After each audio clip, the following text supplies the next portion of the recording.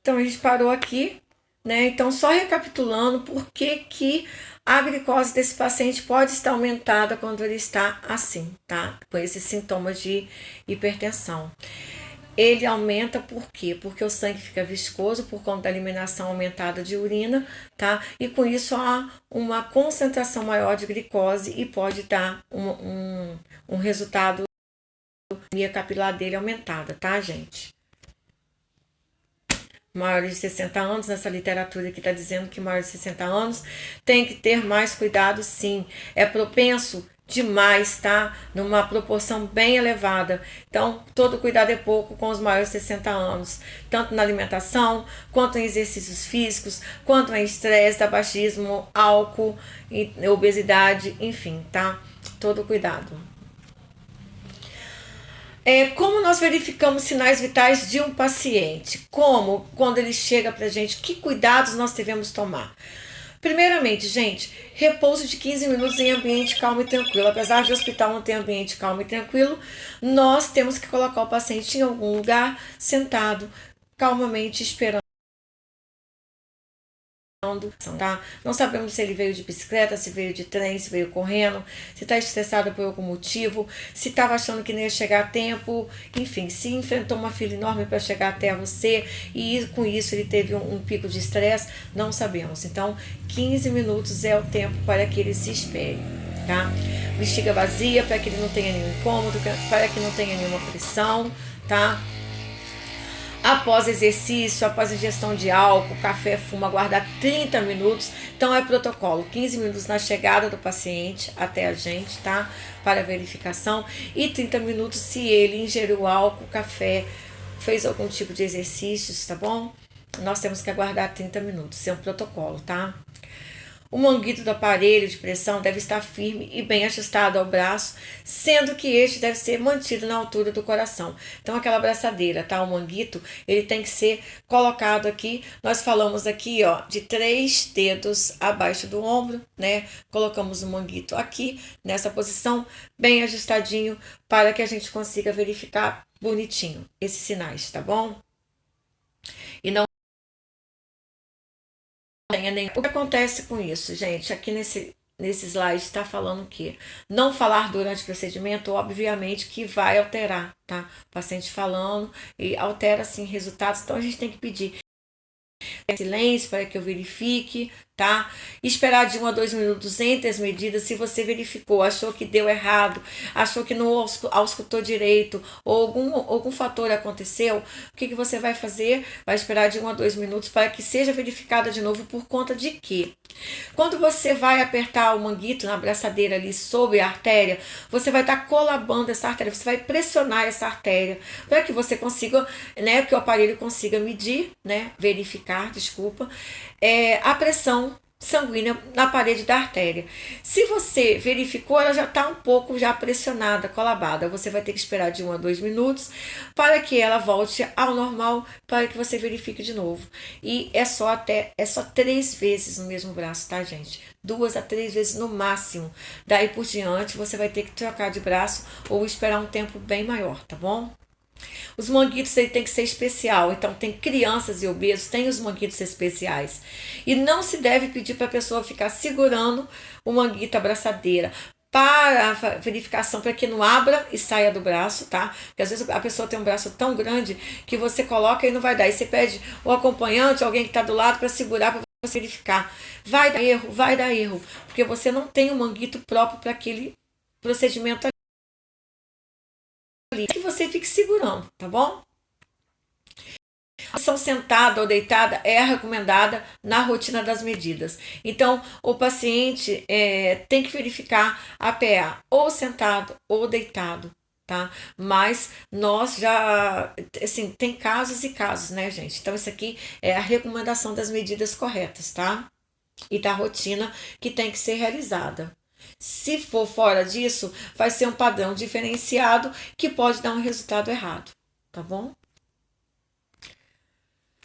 Aqui tá as braçadeiras de nylon, né? O tamanho dos obesos, o feixe de velcro, tem feixe de metal também, tá? Tem tamanho de adolescentes, infantil, neonato, mas o que a gente vê geralmente em rede é o tamanho normal, tá? Que a gente usa em adulto. O tamanho de obesidade também se encontra. E o tamanho de neonato, vocês vão ver lá no estágio, tá? Pegar mesmo ele, é bem pequenininho, tá, gente? É uma coisinha desse tamanhozinho assim. É muito delicado e também tem que ser feito com isso, porque senão não vai dar o resultado que a gente precisa, né? Tamanho. Não tem essa de você querer dar um jeitinho brasileiro, não, tá bom? Ali a verificação deitado, a verificação sentado. Eu já vi verificações em pé que não condiz com o nosso protocolo, tá? Já vi coisas assim meio esquisitas. Mas esse é o protocolo. Nós temos que seguir o protocolo porque senão dá alguma coisa errada e a gente paga por não fazer um serviço com excelência, tá bom? Aí agora nós vamos entrar nas complicações da hipertensão arterial sistêmica. É uma doença crônica, sim, que quando não tratada e controlada adequadamente pode levar a complicações que pode atingir outros órgãos e sistema. O que acontece com isso aqui? Atinge sim, tá? O pulmão, atinge a parte renal desse paciente. Então, assim, se não tratada com decência, com rigor, tá? E no momento certo, você sim vai levar o paciente a ter várias complicações e além disso, você pode também levar o paciente ao óbito, tá? Assim, a gente não, ele, né, por não se tratar, tá bom? O que acontece então com cada sistema? No sistema nervoso central pode ocorrer o acidente vascular cerebral, tá? A pressão arterial ela tem uma súbita tão forte que ela vai lá e o paciente pode ter um AVC tranquilamente aí, tá? Um AVC é a sigla, mais uma sigla lá para o grossário de vocês, tá? Coloca lá SNC, coloca lá Sistema Nervoso Central, AVC, acidente vascular cerebral, tá? No coração pode ocorrer cardiopatia, isquemia, angina ou infarto. Gente, a angina, o que acontece aqui? A angina é uma dor causada pela redução do fluxo sanguíneo até o coração, tá? Então, a angina, quando o paciente sente dor no peito, né, que nós constatamos que ele está tendo uma crise de angina, significa isso, tá? Uma dor causada pela redução do fluxo sanguíneo para o coração. Reduz esse fluxo sanguíneo, o paciente sente uma dor e essa dor é chamada angina, tá? A dor é chamada de angina. É a redução do fluxo sanguíneo para o coração. Deixar bem claro que eles usam isso como uma doença. Não, é uma dor, é uma consequência, tá? É uma dor. A dor se chama angina, tá? O infarto é o bloqueio do fluxo sanguíneo total para o músculo cardíaco. Quando há esse bloqueio, o bloqueio é o fechamento total, tá? Não consegue, o sangue não consegue passar para o músculo. Tem um fluxo para o coração. O tecido do coração, ele não vai receber oxigênio, a corrente sanguínea das hemácias que carregam oxigênio pelo corpo inteiro através da sua forma côncava. Vamos só recordar esse pedacinho. Ela vai chegar até ali e quem vai estar ali paralisando aquela artéria ali? Um coágulo, pode ser um coágulo, tá? Um coágulo sanguíneo, o sangue fez coágulo, tá? E ele bloqueou a passagem sanguínea até o coração. Quando há esse bloqueio por um coágulo, por exemplo, o que acontece? O sangue vai bater ali, não vai conseguir passar, o coração não vai receber oxigênio, que obviamente é carreado pelas hemácias através do sangue, né? É carreado pelas hemácias, o sangue não vai passar ali naquele lugar, o coração vai ficar sem oxigênio, obviamente, sem aquele sangue e vai morrer. Aquela parte ali aonde teve esse bloqueio vai morrer, literalmente, tá? Vai haver uma necrose e nós chamamos isso, tá, de infarto, tá? Infarto agudo do miocárdio, já ouviram falar, né? Obviamente. Então é isso que acontece, tá? Isso que acontece quando há um infarto. O bloqueio do sangue para o coração, ocasionando a falta nesse órgão de oxigênio e sangue, tá? Ocasionando a morte dessa parte. Vai necrosar e vai morrer por conta da falta do oxigênio, tá? No coração pode ocorrer, né, cardiopatias, isquemias, angina, infarto, que eu já expliquei, e insuficiência cardíaca. Insuficiência cardíaca significa o quê? Que o coração está sendo insuficiente para bombear esta quantidade de sangue. Ele não está com o seu batimento normal, tá? Então ele vai fazer o quê? Ele é insuficiente para realizar o seu processo. Então nós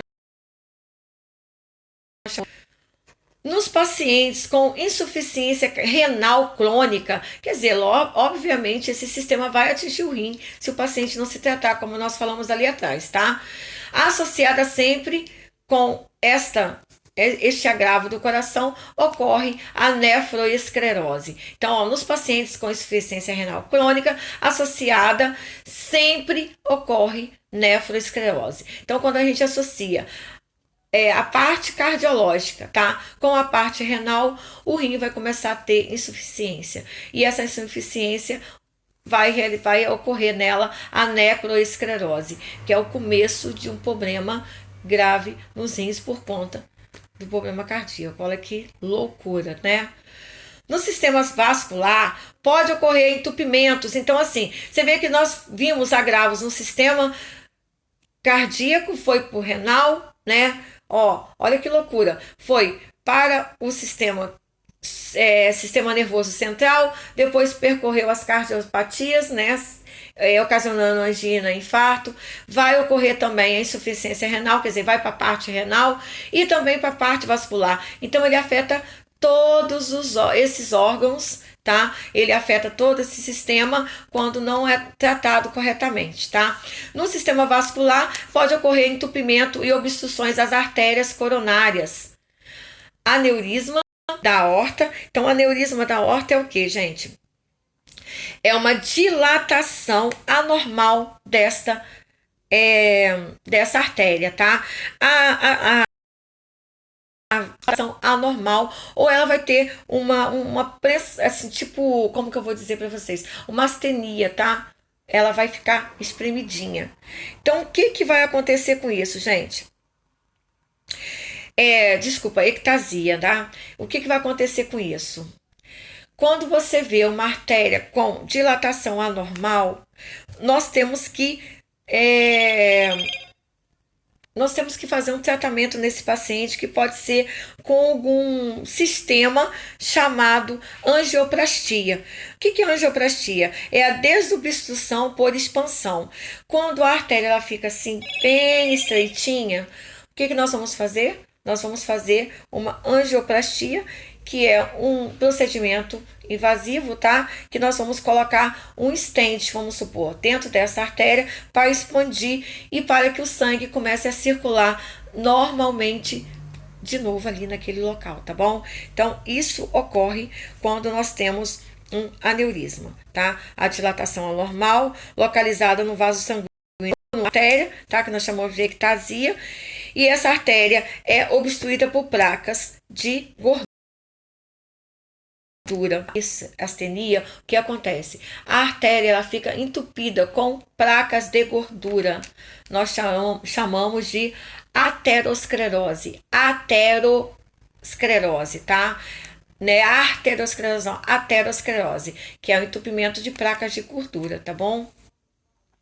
Então, nesse sistema aí nós já vimos, né, que o sistema vascular obstrui as artérias com placas de gorduras, né, que é a aterosclerose, e nós temos que fazer procedimentos invasivos, nós não, os médicos, tá? Chamado angioplastia, onde nós vamos fazer uma expansão dessas artérias para que a circulação volte a ser o que era antes, tá? Em termos.